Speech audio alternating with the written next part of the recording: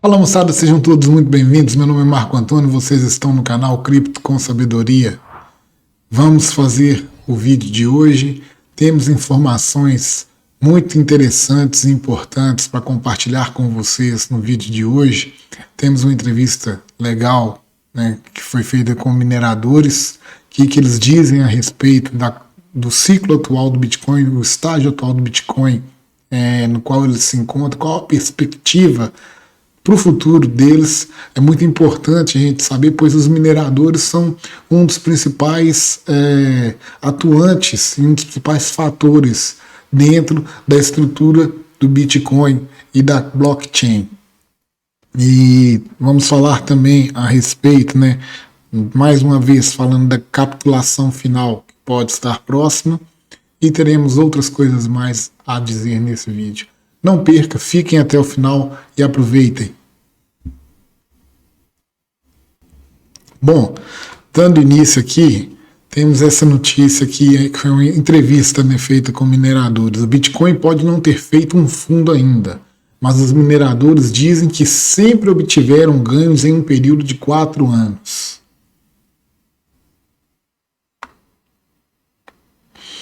Então eles perguntam aqui, o Bitcoin chegou ao fundo, faz uma entrevista com 2 mineradores de 2 empresas de mineração diferentes.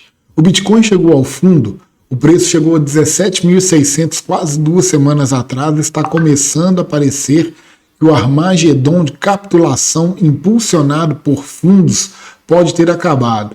Pensamentos?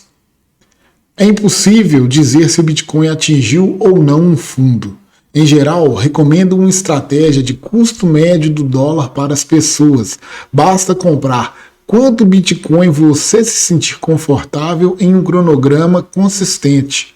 Já vimos rebaixamentos ainda maiores do que isso antes, como 93,7% em seus primeiros dias e 83,4% em 2018. O Bitcoin sempre obteve ganhos em qualquer período de 4 anos da sua história. Então aqui ele fala nada mais do que a gente trata aqui no canal a respeito da principal modalidade de investimento em Bitcoin e em criptoativos no geral. Utilizarmos o DCA, o Dollar Cost Average, que é o valor do custo médio do dólar. Fazer aportes frequentes, determinados em períodos frequentes e na quantidade que não faça falta para você no curto prazo. O outro responde... Não. Pergunta, Cointelegraph. Atualmente o Bitcoin está sendo negociado abaixo do preço realizado e abaixo do custo de produção dos mineradores. O preço também caiu abaixo do recorde anterior e a taxa de hash está caindo.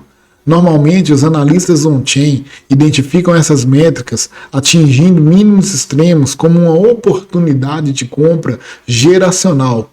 Mas é isso? Aí é o outro que responde, o Ish Ferrolo. A Blockware fez muita pesquisa sobre isso e calculamos o preço de equilíbrio das máquinas desde o S9 de 2016 em 0,07 cents de dólar por kilowatt. O ponto de equilíbrio é de $38.000 para uma S9. Você verá máquinas mais antigas saindo da rede eventualmente. Para as 17S a 0,0 cents de dólar por kilowatt, o Bitcoin precisa estar em torno de $18.000. Máquinas novas são mais eficientes e, embora a dificuldade e o ajuste da taxa de hash estejam diminuindo para as máquinas da geração atual, qualquer coisa acima de 90 terahashes pode fazê-lo. Qualquer coisa abaixo de 34 watts por terahash é ineficiente. Um fator a considerar é que o valor das máquinas está caindo, mesmo que o preço do Bitcoin comece a subir, e haja uma relação simbiótica entre o preço e os fatores macro que afetam o preço do Bitcoin e os preços em todo o mercado de criptomoedas. Máquinas são ativos tangíveis e o grande aspecto da mineração não é a máquina. Bitmain e MicroBT ajustam os preços à medida que o Bitcoin sobe. Este é um ativo tangível que, de certa forma, gera rendimento diariamente da mesma forma que o Bitcoin. Se você está no jogo de longo prazo, não se importa com o preço atual do Bitcoin. Só porque o preço do Bitcoin cai, não significa que todos os mineradores também cairão. É mais sobre a sobrevivência do mais apto. Você precisa estar ciente do ambiente macro, mas não é tão ruim quanto se imagina.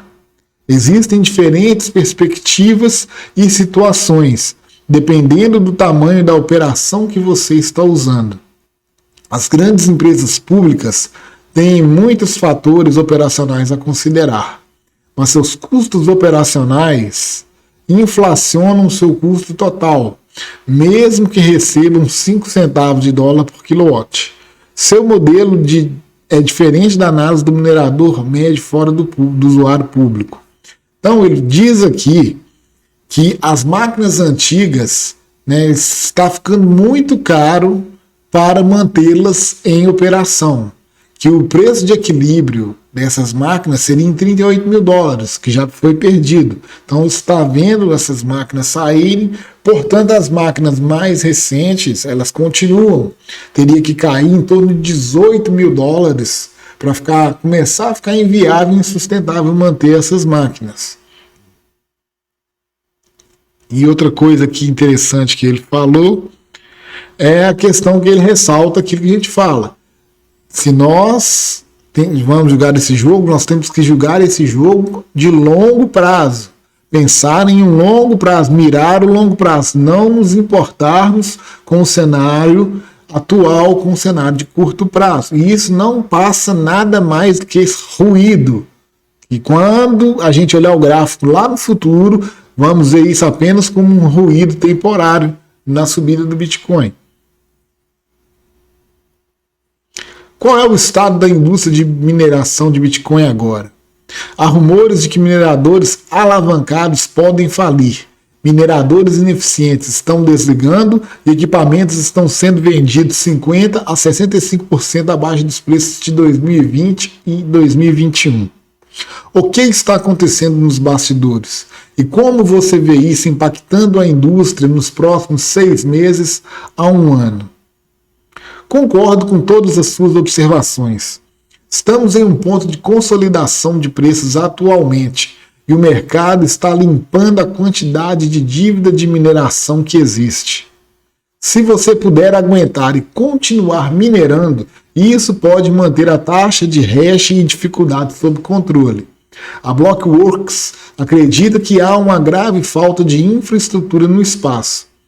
Para ter infraestrutura, você precisa ter uma quantidade incrível de capex para continuar. Houve e ainda há falta de infraestrutura. Então ele fala aqui que, né, assim como a gente está vendo o mercado ter a limpeza aí de instituições alavancadas, fundos alavancados, corretoras de empréstimo de criptomoedas alavancadas sendo varridas do mercado, aqueles mineradores que se alavancaram também para poder, né, investir nos aparelhos, nos equipamentos para mineração, também vão ser varridos do mercado. Independente das máquinas que estão lá, não há muito espaço para hospedagem. Do ponto de vista mais amplo, você verá muita capitulação, insolvência e excesso de máquinas. Então a gente vê isso tudo aqui antes do Bitcoin retornar. Capitulação, insolvência e excesso de máquinas, né, sendo disponibilizadas. Eu sei que muitos dos grandes players estão colocando uma pausa no financiamento para mineradores. Isso é uma vantagem para as pessoas que desejam entrar no espaço. Mas previmos um aumento de 60% na taxa de hash em 2022, quando as coisas estavam crescendo. E à medida que as S19 XPS surgirem, o hash rate aumentará. Então ele fala o seguinte, que, né, não está tendo financiamento para mineração, né, essas alavancagens aí, então abre espaço para pessoas menores entrarem no mercado de mineração.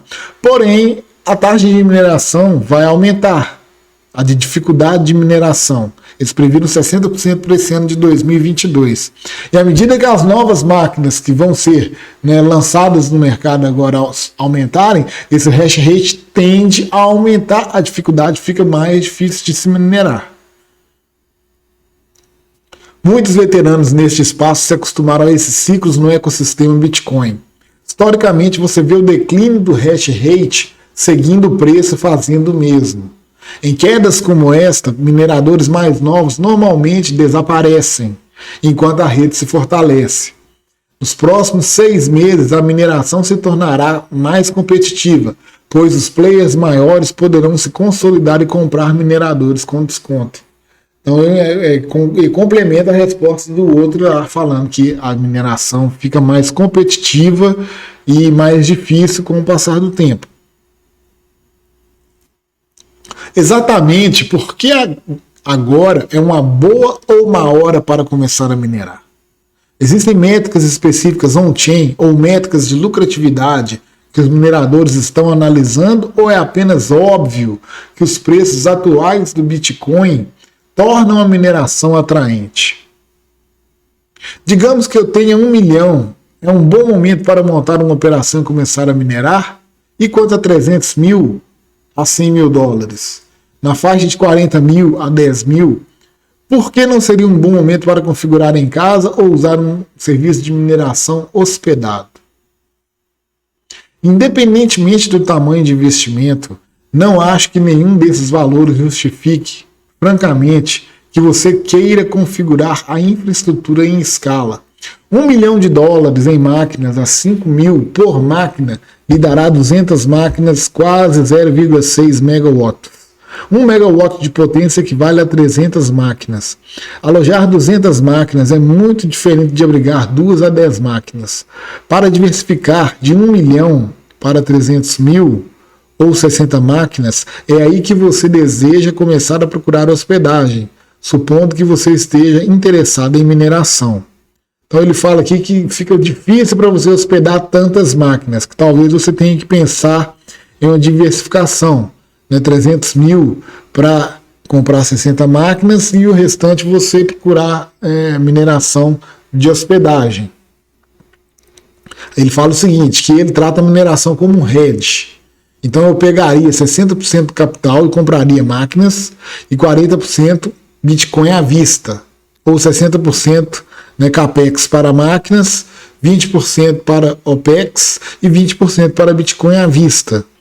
Esse é um lugar mais amplo para pensar em hospedagem. 100 mil te dão 20 máquinas, então você pode aplicar a mesma estratégia. A maioria das residências não consegue lidar com tanta demanda de energia. Há um limite da capacidade de energia de mineração em casa. Então você precisa considerar quanta energia pode chegar à sua casa sem desligar o bairro. Então aqui ele fala, como estratégia de investimento, usar a diversificação. Não concentrar todos os seus ovos em uma cesta apenas. É o que ele recomenda. E é o que é recomendado para todos aqueles que querem entrar nos mercados de investimentos, mercados de risco. Que você diversifique os seus investimentos. A faixa de 10 mil a 40 mil é mais favorável à mineração em casa. Se sua taxa de energia for fixada em 10 centavos de dólares ou abaixo, você pode conseguir dependendo de onde está o preço. 40 mil dólares vai te dar cerca de 8 máquinas. Isso é mais factível, para ser honesto.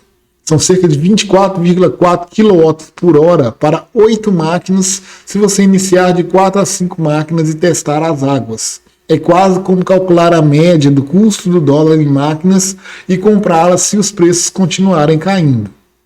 Então ele fala que na faixa de 10 mil a 40 mil é mais favorável minerar em casa, desde que você faça a contabilidade correta aí dos custos para você manter esse serviço de mineração. O preço do Bitcoin caindo abaixo de seu recorde histórico pela primeira vez tem ramificações futuras significativas sobre os fundamentos do ativo e da indústria? Essa pergunta, ele pergunta o seguinte, pela primeira vez o Bitcoin caindo abaixo do topo histórico do ciclo anterior, altera alguma coisa? Então ele responde o seguinte, que os fundamentos do Bitcoin permanecem inalterados. E é por isso que ainda espero que o Bitcoin evolua para um ativo de reserva global. A indústria, por outro lado, aprenderá com esse crash. Não se avalie em excesso e não ofereça rendimentos que o deixem vulnerável. Então ele fala que, né, o Bitcoin está intacto nos fundamentos, ainda será uma reserva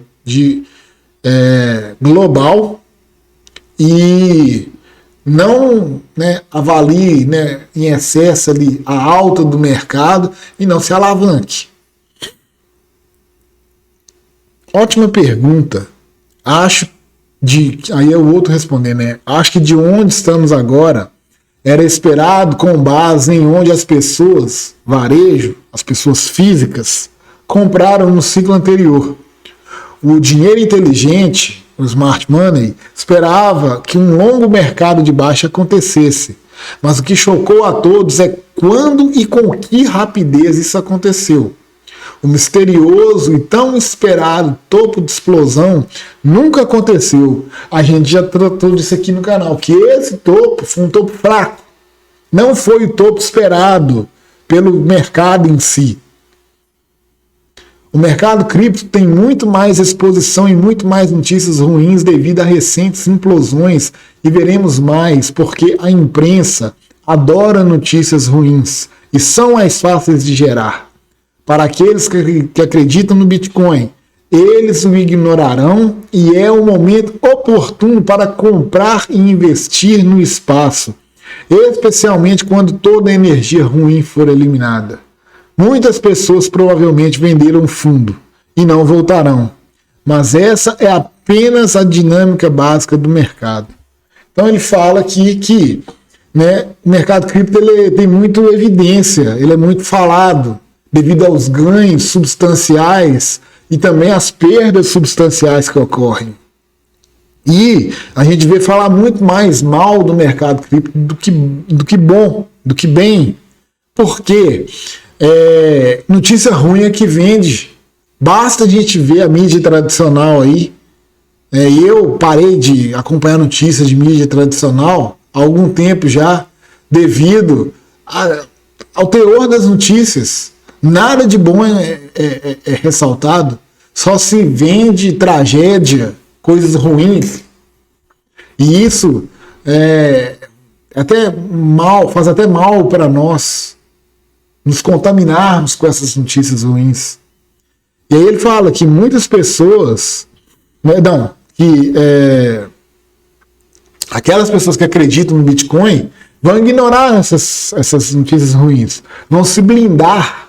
Nós devemos nos blindar dessas coisas, desses noticiários ruins. E é o momento oportuno para comprar. Estamos ressaltando aqui no canal, dia após dia, vídeo após vídeo. Vamos comprar.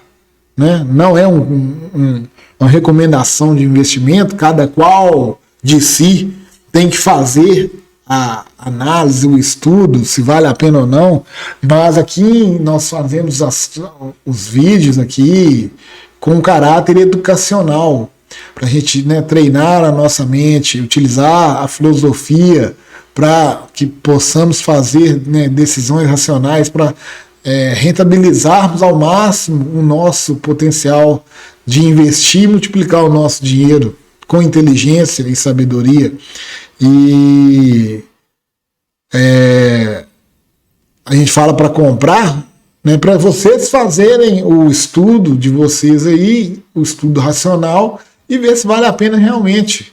Eu, na minha concepção, né, vale a pena, e a gente está fazendo as compras aí no DCA aí.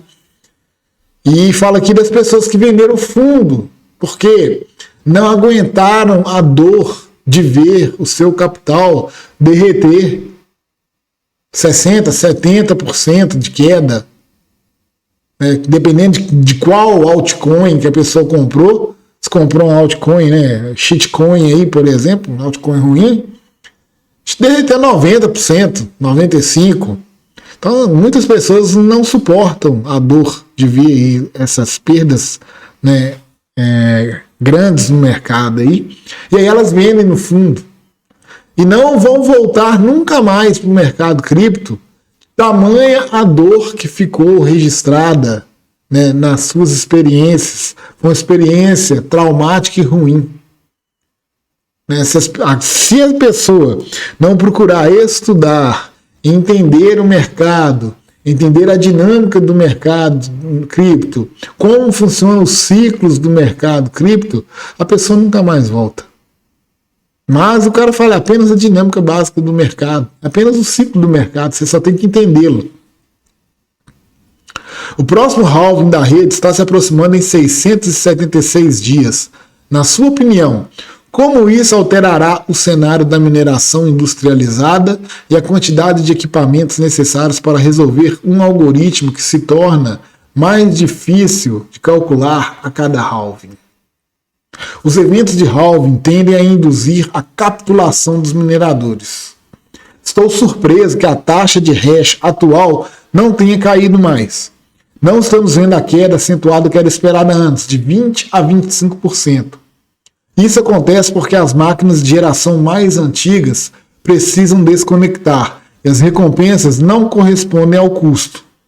Mas o aumento esperado da taxa de hash, que vem com cada halving, significa que as máquinas de geração mais antiga se beneficiam no curto prazo. Os mineradores se desconectam quando o custo de operação é desfavorável e voltam a conectar quando for a hora certa. Então ele fala que, né, a capitulação final do mercado é essa desligação, né, esse desligamento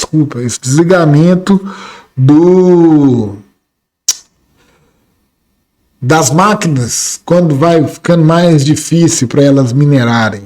Então é um sinal claro de que, né, os mineradores estão capitulando.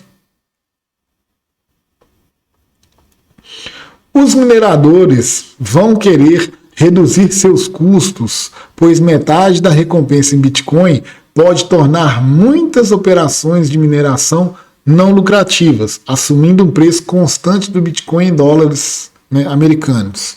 Os equipamentos de mineração continuarão a melhorar em eficiência. Os mineradores continuarão a buscar as fontes de energia mais econômicas.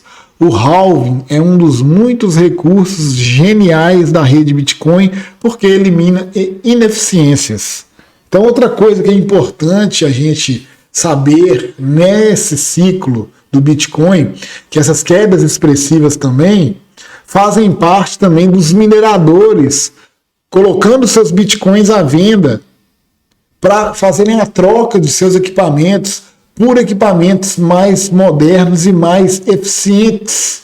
Porque com o halving a recompensa é cortada pela metade, dificulta mais ainda para esses mineradores receberem bitcoins. Recebem menos bitcoins com uma dificuldade maior ainda. Então eles precisam de uma força computacional maior para aumentar a sua rentabilidade ali no processo de mineração. Então, esses mineradores fazendo aquisição de novas máquinas, para eles poderem fazer essas aquisições, eles precisam de capital. E esse capital eles vão apurar do lucro que eles tiveram.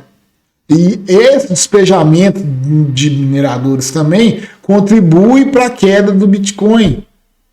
Não é apenas um mercado, o fator macroeconômico externo, tem também a questão do halving que acontece. Então é por isso que a gente fala que as pessoas precisam estudar, precisam compreender como que funciona o ciclo para entender a dinâmica da coisa. Quem não entende dessa dinâmica, pula fora, sai fora. E o mercado ele é autorregulável, ele se limpa, tira, igual o cara fala aqui, o recurso genial da rede Bitcoin é que ela elimina a ineficiência, tanto a ineficiência computacional, mineradora, quanto também da ineficiência de investidores participantes do mercado.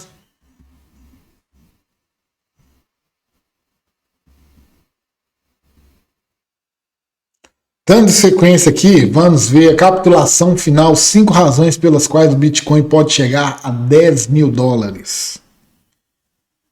Bitcoin, o fundo, já estamos lá. Várias métricas de prazos mais altos sugerem que o fundo real do Bitcoin será algo em torno de $10.000. né? Eu, particularmente, não acredito que chegue nesse valor, né? Mas o mercado é soberano. Pode ser que chegue, pode, mas eu acho difícil. Vamos ver o que a matéria fala para nós aqui. Os mercados em baixa têm sido historicamente desafiadores para os traders, e o conjunto convencional de indicadores confiáveis que determinam bons pontos de entrada não são capazes de prever quanto tempo um inverno cripto pode durar. Então a gente vê que, apesar dos indicadores mostrarem para nós os momentos ideais de compra, eles não mostram para a gente quanto tempo que esse inverno, esse tempo, o fundo, quanto tempo pode levar para começar a haver a reversão. A recuperação recente do Bitcoin acima do nível de preço psicologicamente importante de 20 mil foi um sinal para muitos traders de que o fundo estava estabelecido, mas um mergulho mais profundo nos dados sugere que o rally de alívio de curto prazo pode não ser prova suficiente de uma mudança macro de tendência de nível. Então ele fala o seguinte, né, que 20 mil era um ponto importante na psicologia dos participantes do mercado, mas que pode ser que o fundo não se estabeleça aí, pode ir mais fundo. Evidências que apontam para a necessidade de cautela foram fornecidas em um relatório recente da empresa de pesquisa de criptomoedas Delphi Digital, que sugeriu que precisamos ver um pouco mais de dor antes de termos convicção de que o mercado está no fundo. Então, algumas pessoas acreditam que nós não chegamos no fundo ainda porque não chegamos no nível de dor necessária no mercado. E aí complemento que, apesar da dor que já foi sentida desde que o Bitcoin atingiu o topo em novembro, uma comparação entre sua retração desde então e o topo do mercado de 2017 aponta para a possibilidade de mais declínio no curto prazo. Então aqui eles estão fazendo aquelas métricas de você pegar o topo dos ciclos anteriores e medir do topo do ciclo até o fundo do inverno. E a gente já viu aqui no canal que essas métricas aí, beleza, são interessantes para a gente poder estimar mais ou menos o valor da queda. Mas que com o passar dos anos, com o passar dos tempos e dos ciclos, a gente está vendo uma queda menor ao longo do tempo.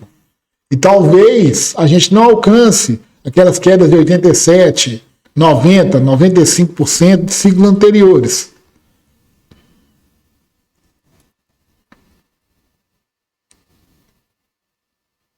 Durante os mercados de baixa anteriores, o preço do Bitcoin caiu cerca de 85% do topo ao eventual fundo.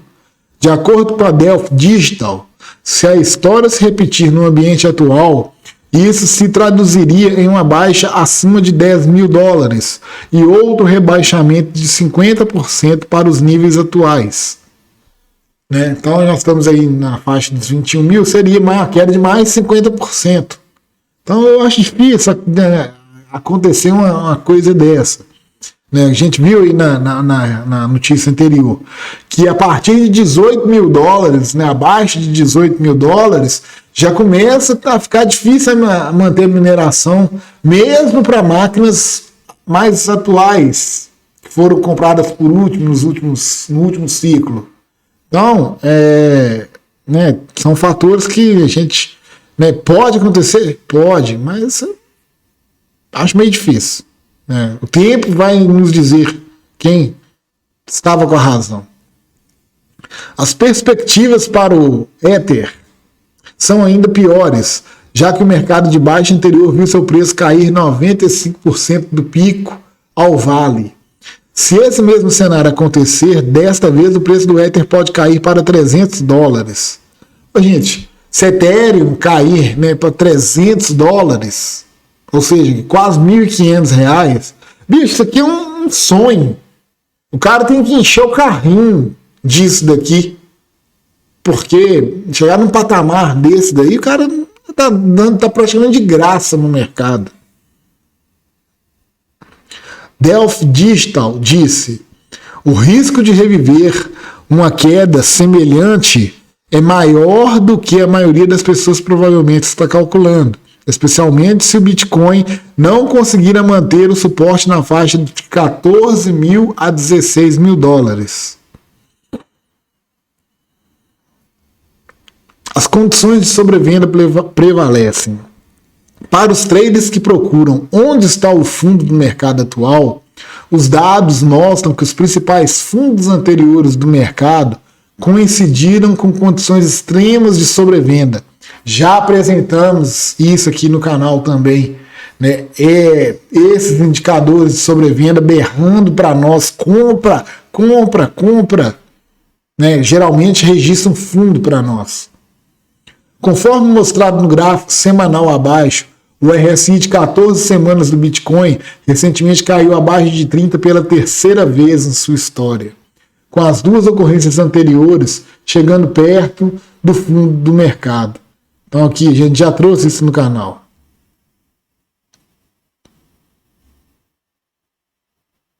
Aqui, ó, em 2015, quando bateu aqui nesse valor, chegamos próximo do fundo do mercado.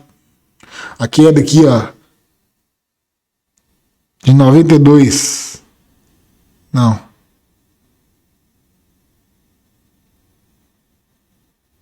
92%.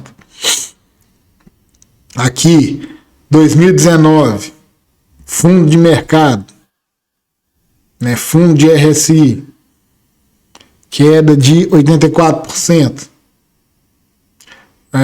E agora, no momento atual, 2022, né, vazamos aqui, talvez seja o fundo, uma queda atual de 74%. Então, percebo, 92, 84, 72.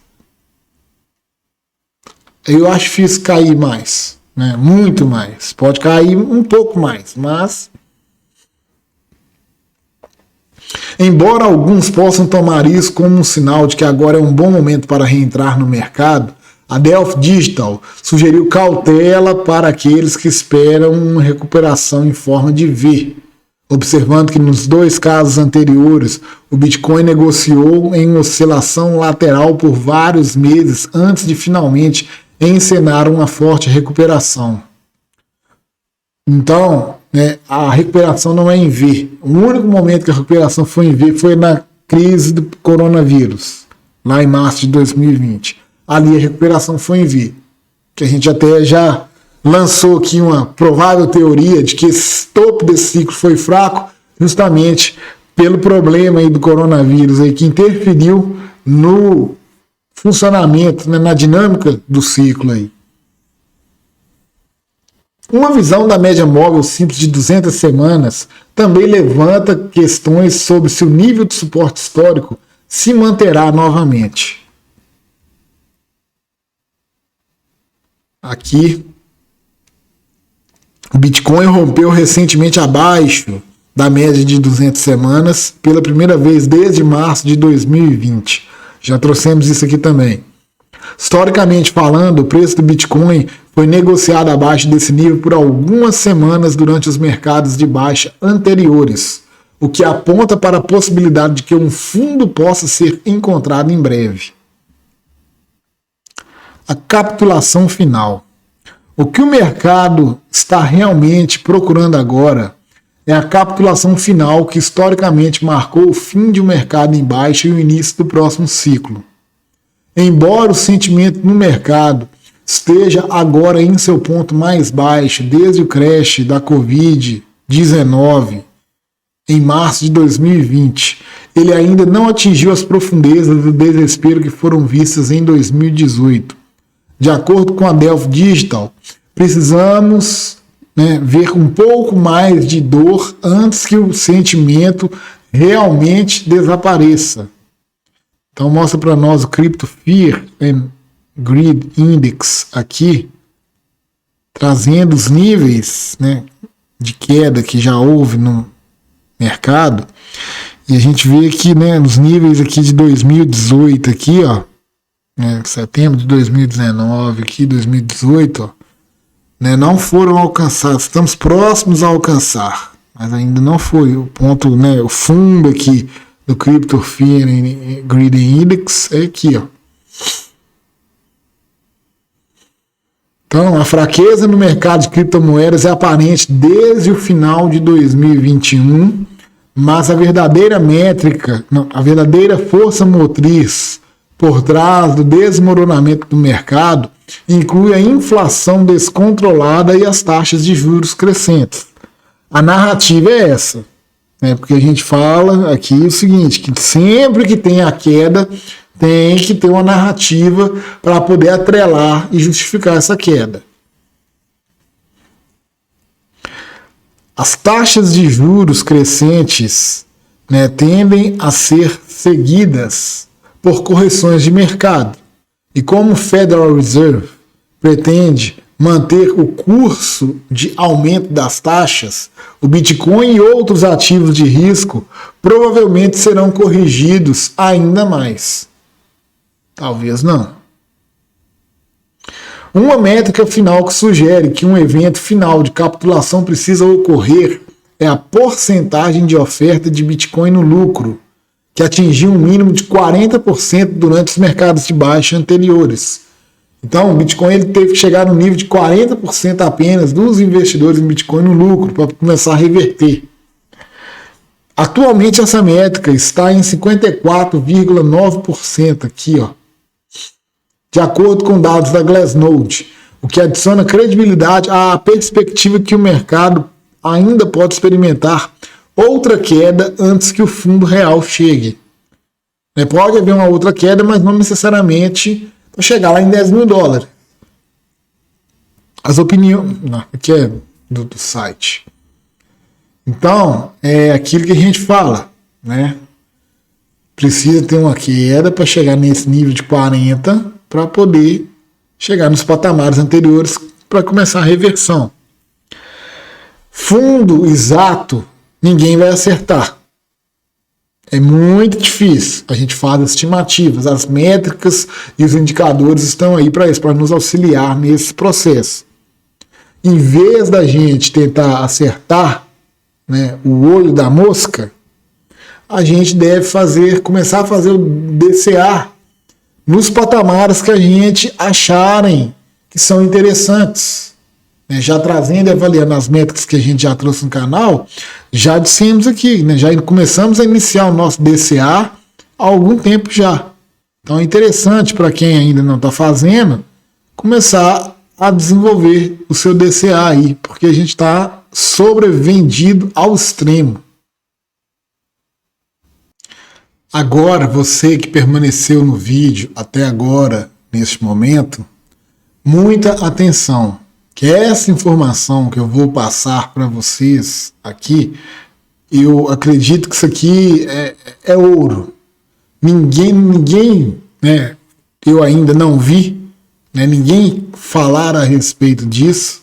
Hoje eu tive a primeira visualização disso daí em um primeiro momento, e achei muito interessante, tanto que eu estou trazendo para compartilhar com vocês aqui, para a gente avaliar e ver que talvez, né, as coisas não estejam tão ruins quanto, né, se pintam para a gente, né? Tem aquele ditado, né, o diabo não é tão feio quanto parece, quanto é pintado.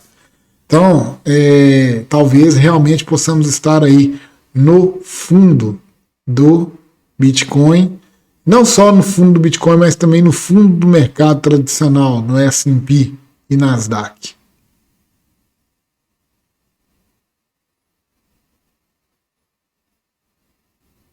Então nós temos aqui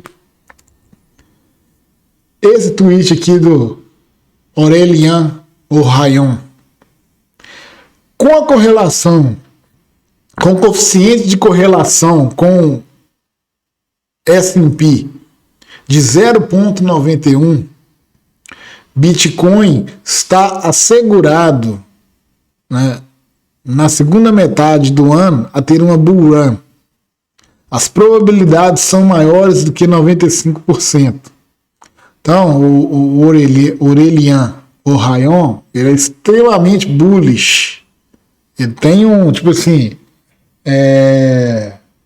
acredita na alta do Bitcoin do ponto que está agora, como eu nunca vi ninguém acreditar tanto quanto ele. Ele está sempre com essas postagens, né, com viés bullish, mas faz sentido as postagens. Tanto que eu compartilho diversas delas com vocês aqui no canal. E aí, ele está se embasando em quê para chegar a uma probabilidade tão alta dessa, para ele fazer uma afirmação, né, categórica, quase, disso daqui? Ele fala o seguinte: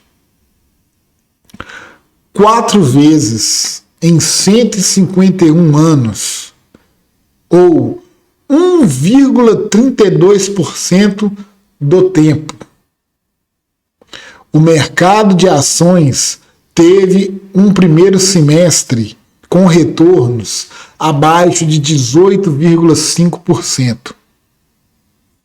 Em 2 dias, será a 5ª vez na história desde 1871. A cada vez que isso aconteceu, o segundo semestre foi bullish. Conclua simples, racionalmente. Então, é um dado poderosíssimo que a gente tem em mãos aqui. Ele fala que em 4 vezes, em 151, na história da Bolsa, caiu mais do que 18,5% no primeiro semestre. Em todas essas 4 vezes, o segundo semestre foi positivo. E caindo em 2 dias, nós iremos cair pela 5ª vez na história abaixo de 18,5%.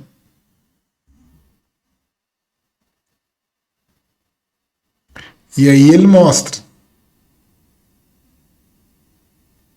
os anos. No mercado de ações, desde 1877, apenas 4 anos tiveram um primeiro semestre ruim como o atual. Apenas 4 anos, desde 1877, a gente teve um primeiro semestre tão ruim quanto esse. 1877, 1932, 1962, 1970 e agora 2022. Aí vem aquelas narrativas. Ah, mas né, agora tem a guerra da Ucrânia com a Rússia. Agora tem a alta dos juros, a hiperinflação. 1932, 3 anos após a Grande Depressão de 1929. E 2 anos, né, logo em seguida. 2 anos, sim. 2 anos logo em seguida, Primeira Guerra Mundial. Então ele caiu pra caramba em 1932. Recuperou no segundo semestre.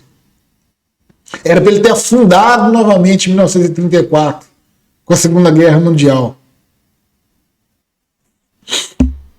Né? Mas ele não é citado esse ano aqui. A hiperinflação. 1970 era um cenário extremamente de hiperinflação, estagflação.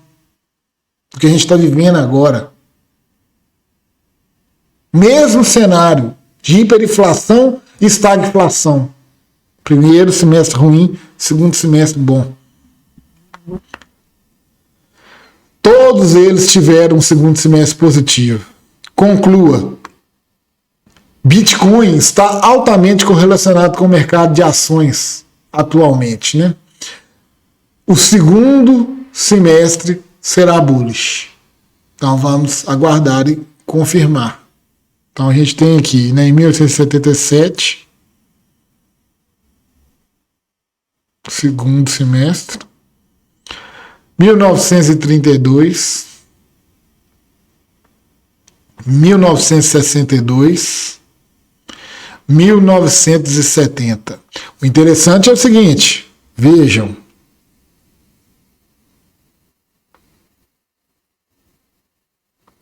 Sempre marcou fundo de mercado. Bateu no fundo, começou a recuperar e voltou. Alta. Fundo de mercado bateu, voltou, recuperou. Novo ciclo de alta. 1962, fundo, alta. 70, fundo, alta. Aqui que ele caiu novamente, mas recuperou. E agora em 2022. Então vamos, já ir plantando as sementes que a colheita pode começar em breve. Seguindo para a próxima parte do que é o estudo filosófico, Sêneca, em Cartas Morais, diz para nós o seguinte: a filosofia requer uma vida simples, mas não uma penitência. É perfeitamente possível ser simples sem ser tosco.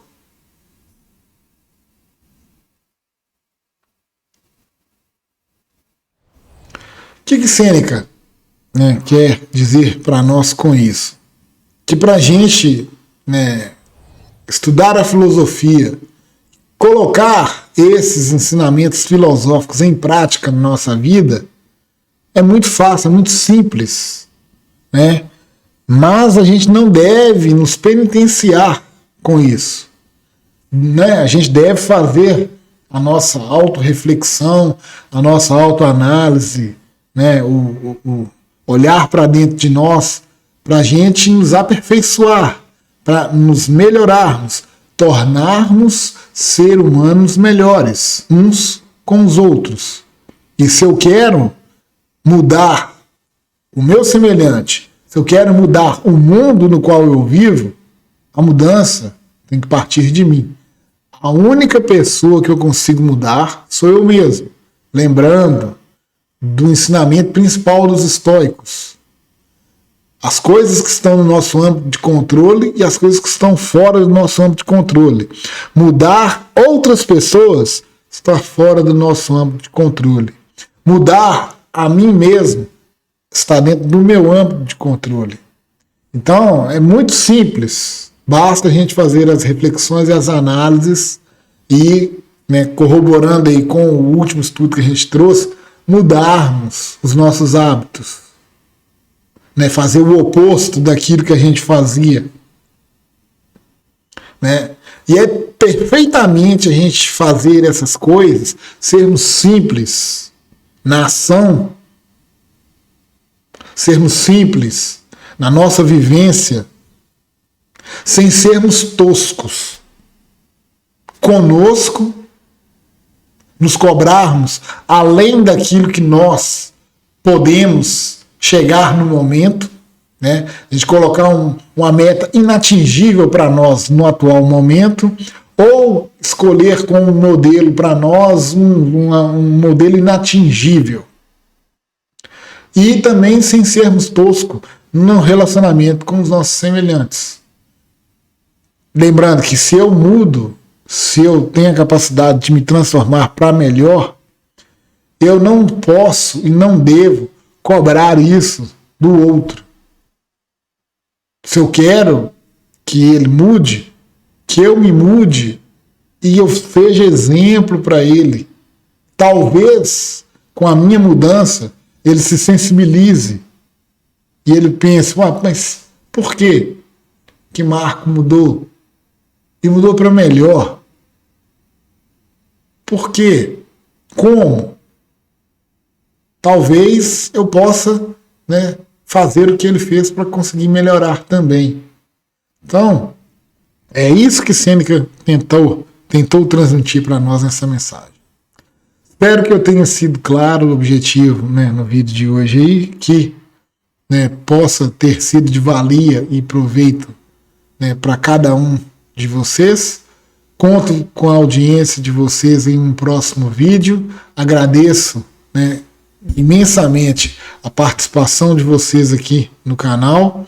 Peço encarecidamente aí que curtam o nosso vídeo, né, compartilhem, se inscrevam no canal quem não for inscrito aí, e que possamos nos encontrar e nos rever no próximo vídeo. Um grande e forte abraço a todos.